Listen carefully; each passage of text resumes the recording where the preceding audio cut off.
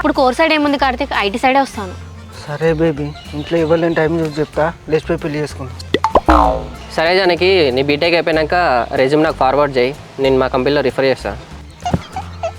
రే ఇది నేను చెప్పారా, నా వల్ల కాదురా, ఇంటికి పోం పారా. అరే ఏం కాదురా సూరి, ప్లీజ్ చెప్పురా, ఏమనుకుంటారా వాళ్ళు? జానకి, మనకి పెళ్ళి అయినాక హనీమూన్కి మాల్దీవ్స్కి వెళ్దామా, మాల్దీవ్స్కి వెళ్దామా? సరే కార్తీక్, నీకు రెజ్యూమ్ ఫార్వర్డ్ చేస్తా. అరే ఇప్పుడు జానకి ఏమన్నదిరా? అండమాన్కి వద్దు, మాల్దీవ్స్కి వెళ్దామంటాందిరా. సరే మరి డాడీకి మెడిసిన్ ఇచ్చే టైం అయింది, నేను వెళ్తా. జానకి, మరి మనకు బాబు పుడితే ఏం పేరు పెడదాం, అమ్మాయి పుడితే ఏం పేరు పెడదాం? సరే కార్తీక్, నేను కూడా ఒకసారి వచ్చి బాబాయ్ని కలుస్తా. నీ ఇష్టం బేబీ, నువ్వు ఏ పేరు పెట్టినా నాకు ఓకే. సరే జానకి, వెళ్దాం దా. ఓకే కార్తీక్. అరే ఏందిరా శకాన్ని ఇచ్చుకుంటాను.